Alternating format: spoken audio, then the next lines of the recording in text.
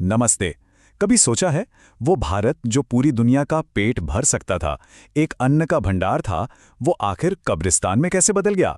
एक ऐसा कब्रिस्तान जहां विनाशकारी अकाल ने लाखों जानें ली। आज हम इसी कहानी की परतों को खोलेंगे और देखेंगे कि ब्रिटिश नीतियों ने भारत की खेती और समाज की शक्ल को हमेशा हमेशा के लिए कैसे बदल डाला। तो सबसे बड़ा सवाल यही खड़ा होता है ना? कि भाई एक इतनी संपन्न, इतनी हरी भरी जमीन बार बार भयानक अकाल की चपेट में आई तो आई कैसे? चलिए इस उलझी हुई कहानी को सुलझाने की कोशिश करते हैं। देखिए, इस कैसे का जवाब वो छिपा है खेती के उन नए तौर तरीकों में, उन नियमों में जो अंग्रेजों ने भारत पर लाकर थोप दिए थे। और ये कोई छोटे मोटे बदलाव नहीं थे। इन्होंने तो किसान का उसकी अपनी ही जमीन से रिश्ता ही बदल कर रख दिया। इस पूरी कहानी को समझने के लिए ना एक बहुत बड़ा फर्क जानना जरूरी है। देखिए, अंग्रेजों के आने से पहले भारत में खेती किस लिए होती थी? अपने लोगों का पेट भरने के लिए, समाज को चलाने के लिए, सीधी सी बात थी। पर अंग्रेजों ने आकर इस पूरी सोच को पलट दिया। अब खेती हिंदुस्तान के लिए नहीं, बल्कि हजारों मील दूर बैठे ब्रिटेन के उद्योगों और उनके मुनाफे के लिए हो रही थी। तो खेतों में अब क्या उग रहा था? जूट, गन्ना, चाय, नील और तो और अफीम जैसी फसलें।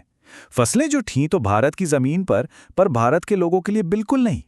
ये सब कुछ उगाया जा रहा था ब्रिटेन की तिजोरियां भरने के लिए।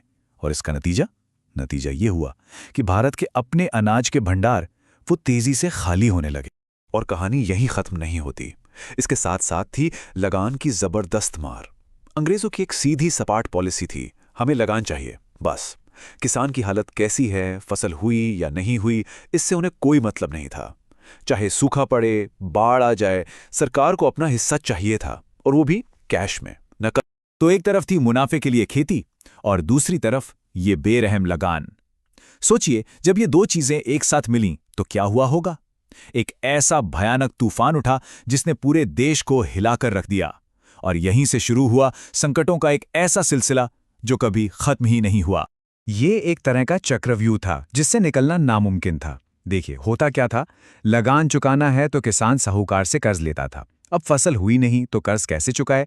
तो उसे अपनी जमीन का टुकड़ा बेचना पड़ता था।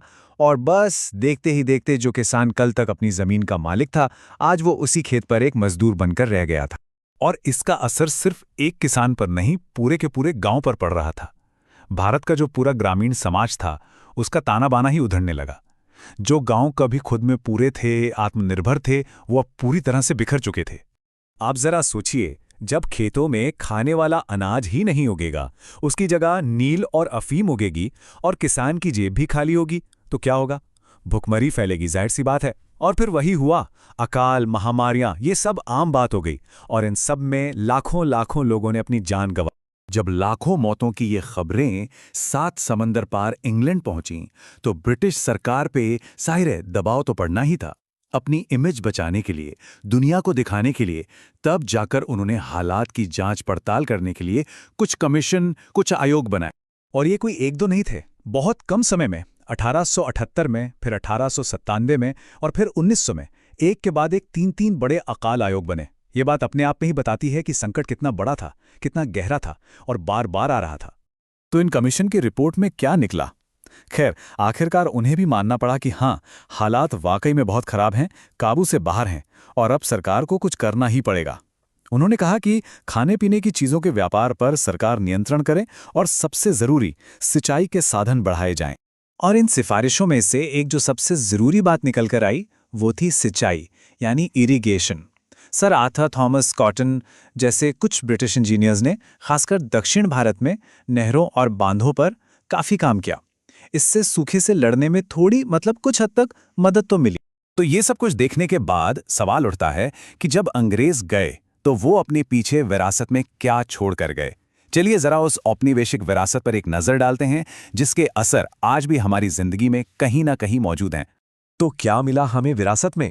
एक ठहरी हुई, पिछड़ी हुई खेती, कर्ज में डूबा हुआ किसान और जमीन से बेदखल किए गए मजदूरों की एक बहुत बड़ी फौज। वो भारत जो कभी अपने बने हुए सामान के लिए मशहूर था, अब बस ब्रिटेन की फैक्ट्रियों के लिए कच्चा माल भेजने वाला एक सप्लायर बनकर रह गया था। और इन सबसे ऊपर बार बार आने वाले अकाल और महामारियां, ये शायद सबसे दर्दनाक विरासत थी।